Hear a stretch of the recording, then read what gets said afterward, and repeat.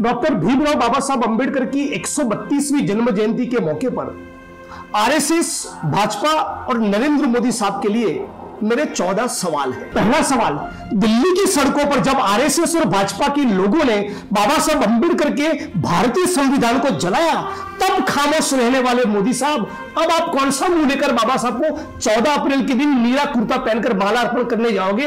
आपने अपने हाथों से बाबा साहब को माला पहनाओगे? आपको शर्म नहीं आएगी? जब संविधान की कॉपी को जलाया तब आप खामोश रहे। तो आपको सवाल यह पूछना चाहता हूं, पूरे भारत के 21 करोड़ दलितों की ओर से, क्या आप भारत के संविधान में मानते हैं या मनुस्मृति में? इस बात की आपको स्पष्टता करनी पड़ेगी। दूसरा सवाल, अभी कुछ दिन पहले भारत की पार्लियामेंट में हमारे गृह मंत्री ने ऑन रिकॉर्ड कहा कि इस मुल्क में पिछले 4 साल में दलित समाज के 1,90,000 लोगों के साथ उत्पीड़न, अत्याचार और एट्रोसिटीज की वारदातें हुई। तो सवाल ये हो रहा है, किस प्रकार का मुल्क है? मोदी साहब, आप तो कह रहे थे कि अच्छे दिन आएंगे, आप तो ये कह रहे थे कि मुझे बाबा साहब अंबेडकर के लिए बहुत लगाव है, आप तो ये कह रहे थे कि दलित मेरे भाई है, आप तो ये कह रहे थे कि सबका साथ सबका विकास। आपके आरएसएस के लोग सामाजिक समरसता का ढिंढोरा पीट रहे हैं। तो बावजूद उसके 4 साल के दौरान ही इस मुल्क में 1,90,000 दलित उत्पीड़न की वारदातें होती है। आपका इस मुद्दे पर क्या कहना है? क्यों उसके खिलाफ कोई ठोस कार्रवाई नहीं होती? क्यों इस मुद्दे पर आप खामोश हैं? क्यों आप इस मुद्दे पर कोई कार्रवाई नहीं करना चाहते? तीसरा सवाल मोदी साहब आपसे पूछना चाहता हूं, ये 1,90,000 एट्रोसिटीज की दलित उत्पीड़न की वारदातें हुई, लेकिन आप उसमें से एक भी पीड़ित परिवार को मिलने के लिए गए? हाथरस की बेटी के साथ जो हुआ वो पूरे मुल्क और पूरी दुनिया ने देखा। आप उसके माँ बाप के आंसू पोंछने के लिए गए? आप तो कुत्ते के बनने पर ट्वीट करते हैं, लेकिन 1,90,000 में से एक भी ऐसी घटना नहीं जब आप दलित परिवार के आंसू पोंछने के लिए गए। तो किस मुंह से आप कहते हैं कि मैं बाबा साहब अंबेडकर के विचारों में मानता हूं? आप जब गुजरात के मुख्यमंत्री थे तब भी कभी एक भी दलित परिवार की मुलाकात नहीं ली। आप जब भारत के प्रधानमंत्री बन चुके हैं तब भी जीवन में कभी आप एक भी दलित एट्रोसिटी के परिवार की मुलाकात नहीं ले रहे।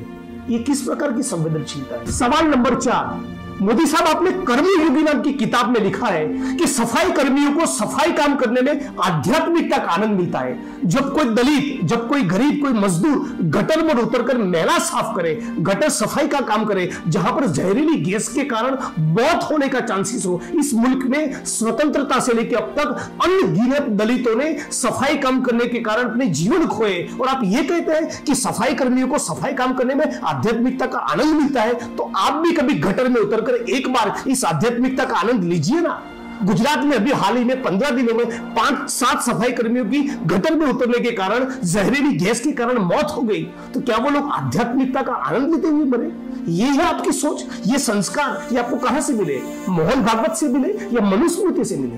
5वां सवाल पूछना चाहता हूं, आज भी इस मुल्क में, मोदी साहब आपने तो कहा था ना कि अच्छे दिन आएंगे, समानता होगी, सबका साथ सबका विकास, लेकिन आज भी दलित समाज के लोग दूसरे भारतवासियों का मैला उठाने के लिए मजबूर है। आज भी इस मुल्क में मैन्युअल स्कैवेंजिंग, मैला ढोने की प्रथा आज भी जिंदा है। हजारों लाखों लीटर एक इंसान को दूसरे इंसान का मैला उठाना पड़ रहा है। इस बारे में आपने प्रधानमंत्री के बनने के बाद अब तक इन 8-9 सालों के दौरान क्या किया? आज भी गुजरात में भारत में एक सफाई कर्मी, एक दलित समाज का व्यक्ति दूसरे भारतवासी का मैला उठाने के लिए क्यों मजबूर है? 6ठा सवाल, अस्पृश्यता, छुआछूत भारतीय समाज का कलंक है। डॉक्टर बाबा साहब अंबेडकर ने भारत के संविधान के आर्टिकल 17 में छुआछूत के ऊपर प्रतिबंध लादा है। संकल्प लिया एक राष्ट्र के तौर पे कि छुआछूत को खत्म किया जाए, लेकिन गुजरात हो या देश का कोई भी स्टेट हो, आपकी सरकार, आपका सोशल जस्टिस डिपार्टमेंट भारत के एक भी जिले के, एक भी तहसील के, एक भी गांव में छुआछूत के खिलाफ कोई कैंपेन नहीं चला रहा है, कोई ड्राइव नहीं चला रहा है, उसके खिलाफ कोई प्रोग्राम नहीं है, आपका कोई कमिटमेंट नहीं है। तो किस मुंह से आप कह रहे हैं कि सामाजिक समरसता लागू करना चाहते हैं? मोदी साहब, आखिर आप भारत में छुआछूत को, अस्पृश्यता के कलंक को जिंदा रखना क्यों चाहते हैं? 7वां सवाल, मोदी साहब आपने बाबा साहब अंबेडकर की स्मृति में पंचतीर्थ का निर्माण करने की बात कही थी। महू, जहां बाबा साहब अंबेडकर का जन्म हुआ, लंदन जहां पर उन्होंने पढ़ाई की, दिल्ली उनके महापरिनिर्वाण की जगह, मुंबई जहां पर चैत्य भूमि उनकी स्मृति में बड़ा स्मारक है, नागपुर की दीक्षा भूमि, इन 5 जगहों को आप डेवलप करने वाले थे। लेकिन आपने तो बना दिया नई पार्लियामेंट का भवन।